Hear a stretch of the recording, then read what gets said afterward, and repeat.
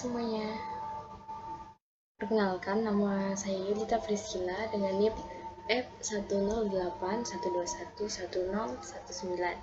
dari kelas 3A reguler, Prodi Pendidikan Guru Sekolah Dasar, Fakultas Keguruan dan Ilmu Pendidikan Universitas Tanjung Pura. Puji syukur pada Tuhan Yang Maha Esa, karena berkat dan rahmatnya pada saat ini saya dapat menyampaikan hasil presentasi saya atau hasil belajar saya dari capaian pembelajaran 10 tentang pendekatan pengembangan kurikulum dan pembelajaran. Saya juga berterima kasih kepada Ibu Dioti Aulia Hilda Gasya, MPD, selaku dosen pengampu mata kuliah kurikulum dan pembelajaran. Baiklah, saya dari CP10 akan menyampaikan hasil belajar saya dengan judul dari CP10 yaitu pendekatan pengembangan kurikulum dan pembelajaran. Kurikulum itu tidak dapat lepas dari berbagai aspek kehidupan kita yang dapat mempengaruhi berbagai aspek kehidupan, baik dalam moral, sosial, keagamaan, budaya, dan lainnya. Nah, pengembangan kurikulum atau pendekatan kurikulum ini juga memiliki banyak manfaat dalam pengembangan kurikulum dan pembelajaran. Nah, pokok bahasan yang akan saya bahas saat ini yaitu yang pertama, pengertian pendekatan, pengertian pengembangan kurikulum, dan pengertian pembelajaran. Kemudian, pengertian dan pengaruh pendekatan administratif dalam pengembangan kurikulum. Yang ketiga ada pengertian dan pengaruh pendekatan top-down dalam pengembangan kurikulum. Yang keempat ada pengertian dan pengaruh pendekatan grassroots dalam pengembangan kurikulum. Dan yang terakhir ada pengertian dan pengaruh pendekatan demonstrasi dalam pengembangan kurikulum. Langsung saja kita masuk dalam pendekatan. Apa sih itu pendekatan? Nah, menurut Kamus Besar Bahasa Indonesia, arti kata pendekatan adalah proses, cara, perbuatan mendekati, atau hendak, baik hendak berdamai, bersahabat, hendak sebagainya. Contoh di sini saya tuliskan, pendekatan yang dilakukannya selama ini tampaknya tidak berhasil. Dalam hal ini, semua hal mengenai pendekatan itu yaitu hal-hal yang mengenai proses atau cara perbuatan yang mendekati atau hendak mencapai. Itu hendak, misalnya di sini tadi hendak berdamai, hendak bersahabat, dan lainnya. Pengembangan kurikulum. Apa sih itu pengembangan kurikulum? Pengembangan kurikulum adalah proses perencanaan dan penyusunan kurikulum oleh pengembang kurikulum yang pastinya memiliki berbagai ilmu yang lebih tinggi, pemahaman atau ahli-ahli dalam pengembangan kurikulum itu sendiri. Dan kegiatan yang dilakukannya ini nantinya agar kurikulum yang dihasilkan itu dapat menjadi bahan ajar atau acuan yang digunakan untuk mencapai tujuan pendidikan secara nasional. Pengembangan kurikulum ini juga nantinya akan menjadi tolak ukur atau sudut pandang atau acuan untuk mencapai tujuan pendidikan nasional itu tadi. Nah, selanjutnya kita akan membahas tentang pembelajaran. Apa sih artinya pembelajaran? Nah, pembelajaran itu merupakan bantuan yang dikerahkan peserta didik agar dapat terjadi proses perolehan ilmu oleh peserta didik, baik itu dari segi pengetahuan, penguasaan kemahiran atau tabiat, serta pembentukan sikap dan kepercayaan pada peserta didik. Nah, dengan kata lain, pembelajaran adalah proses untuk membantu peserta didik agar dapat belajar dengan baik. Dan pastinya, pembelajaran dapat dilakukan juga jika ada bantuan dari guru sebagai tenaga peserta didik untuk membantu peserta didik atau murid-muridnya untuk dapat mendapatkan ilmu. Selanjutnya kita akan membahas tentang pengertian pendekatan administratif dan pengaruhnya terhadap kurikulum pembelajaran. Nah, pendekatan administratif ini juga dapat disebut dengan, seperti yang di slide kita lihat, itu pendekatan administrasi. Nah, pendekatan administrasi adalah pendekatan yang menggunakan teknik administrasi.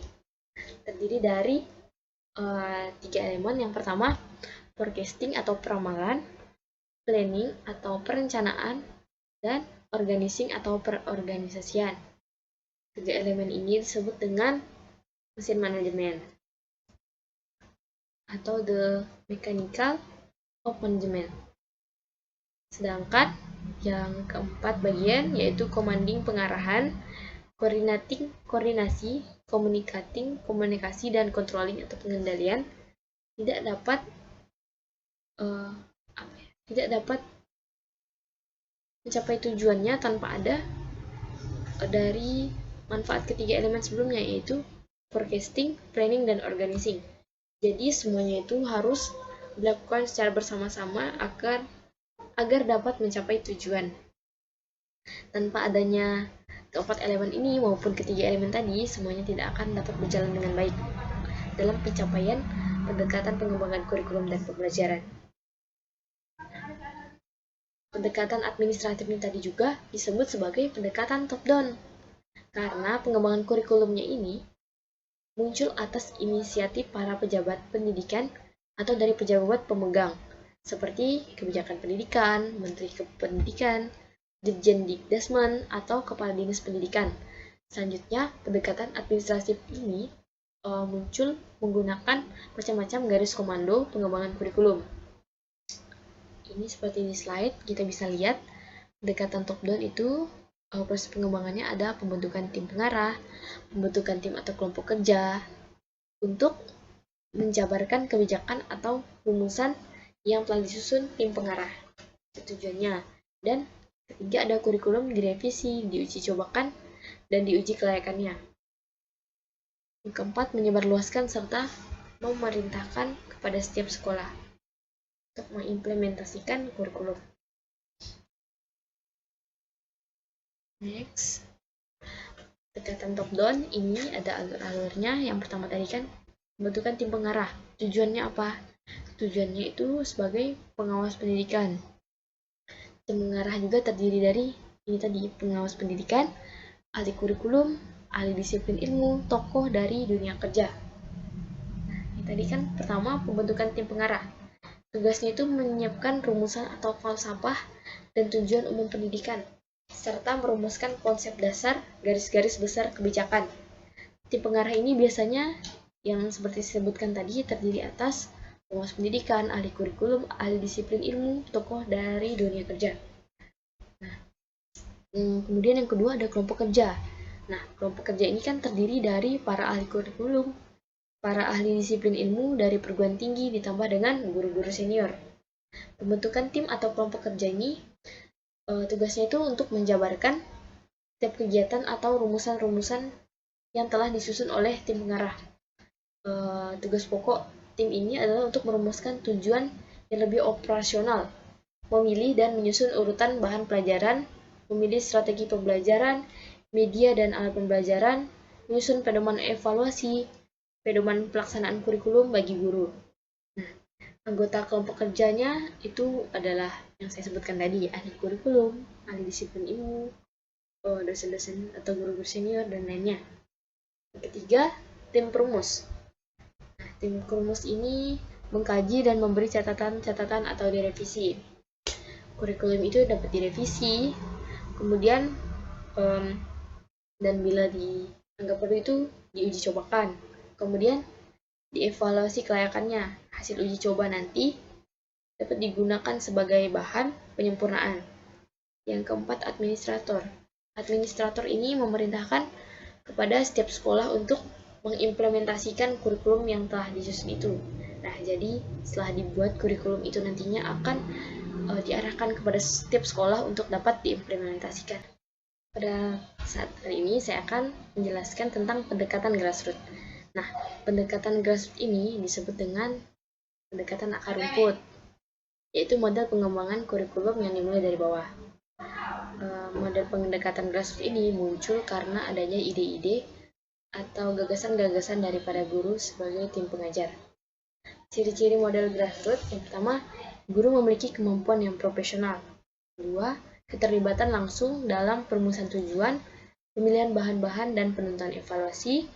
Muncul konsensus tujuan, prinsip-prinsip maupun rencana-rencana di antara para guru, dan bersifat desentralisasi dan demokratis. Ada beberapa langkah yang dapat dilakukan dalam penyempurnaan kurikulum menggunakan metode pendekatan grassroots. Nah, langkah tersebut yang pertama itu ada menyadari adanya masalah. Nah, dalam hal ini, misalnya dirasakan adanya ketidakcocokan penggunaan strategi pembelajaran, maka kita harus mengevaluasi apakah ini cocok atau tidak. Kedua, seperti yang diharapkan, dalam hal ini, setiap guru itu pasti memiliki masalah pada kurangnya motivasi belajar siswa, sehingga kita merasa terganggu, dan lain sebagainya. Yang ketiga itu, mengadakan refleksi.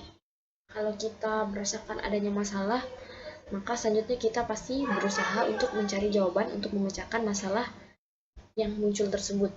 Nah, refleksi ini dilakukan dengan mengkaji literatur yang relevan, misalnya dengan membaca buku, jurnal, dan refleksi lainnya. Kemudian yang keempat itu mengajukan hipotesis atau jawaban sementara.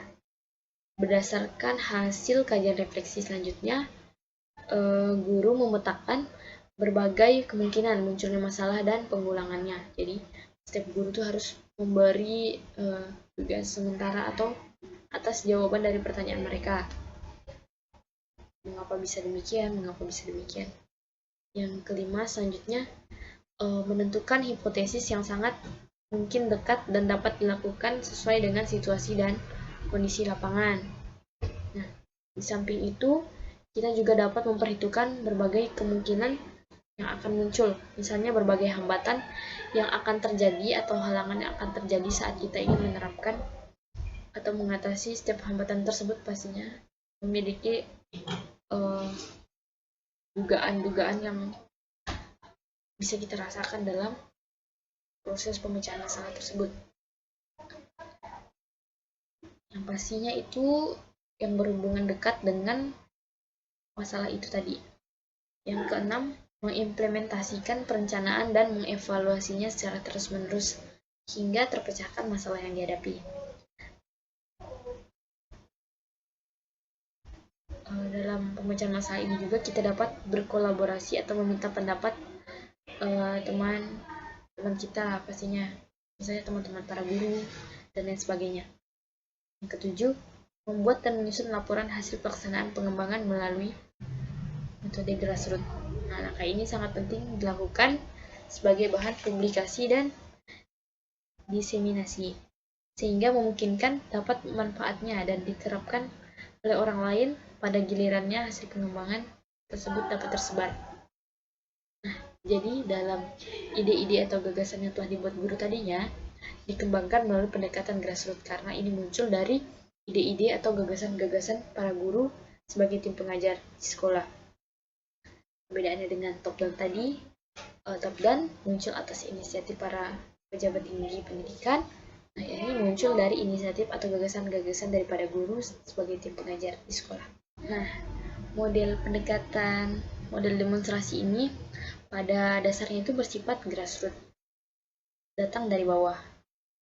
Model ini diprakarsai oleh sekelompok guru atau kelompok tenaga pengajar yang bekerja sama dengan ahli yang bermaksud untuk mengadakan perbaikan kurikulum. Model ini umumnya itu berskala kecil, hanya mencakup satu atau beberapa sekolah, satu komponen kurikulum, atau mencakup keseluruhan kurikulum. Nah, ada dua bagian dalam penjelasannya. Pertama itu, sekelompok guru dari satu sekolah atau beberapa sekolah itu ditunjuk untuk melaksanakan suatu percobaan tentang pengembangan kurikulum. Yang kedua, kemudian hasilnya disebarluaskan di sekolah sekitar. Nah, jadi ada beberapa sekolah yang menerapkan pendekatan demonstrasi ini yang bertujuan untuk mencoba atau diuji cobakan.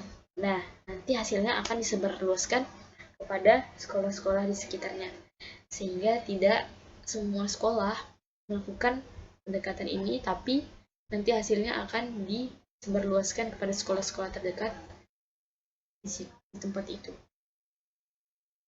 Nah, mungkin sekian penjelasan dari saya.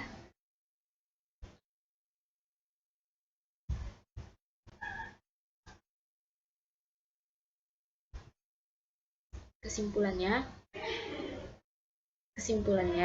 pendekatan pengembangan kurikulum menunjuk pada titik tolak atau sudut pandang secara umum tentang proses pengembangan kurikulum. Pendekatan administrasi adalah pendekatan dengan menggunakan teknik administrasi. Pendekatan ini disebut dengan pendekatan top-down karena pengembangan kurikulum muncul atas inisiatif para pejabat pendidikan atau dari dinas pendidikan. Selanjutnya, menggunakan berbagai macam garis komando. Pendekatan top-down adalah salah satu contoh strategi di mana proses pengambilan keputusan terjadi di tingkat teratas kemudian dikomunikasikan ke seluruh tim. Gaya ini disebut atau dapat diterapkan di tingkat proyek tim atau bahkan perusahaan dan dapat disesuaikan dengan kebutuhan kelompok tertentu. Pendekatan grassroots ini disebut dengan pendekatan akar rumput, yaitu model yang diawali dari berbagai gagasan atau ide-ide dari para guru sebagai tim pengajar. Dan demonstrasi merupakan metode yang sangat efektif sebab membantu siswa untuk mencari jawaban dengan usaha sendiri dan berdasarkan fakta atau data yang benar. Metode demonstrasi merupakan metode penyajian pelajaran dengan memperagakan atau mempertunjukkan kepada siswa tentang suatu proses, situasi, atau bentuk tertentu, baik sebenarnya ataupun hanya sekedar tiruan kepada siswa. Sekian penjelasan yang dapat saya uraikan dari pemaparan materi presentasi saya. Lebih kurangnya saya mohon maaf. Jika ada kekurangan, mungkin boleh kita perbaiki di lain waktu.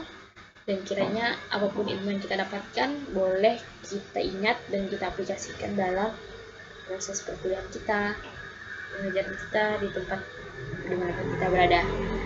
Sekian penjelasan dari saya. Saya Wita Priscila, pamit undur diri. Terima kasih. Dadah.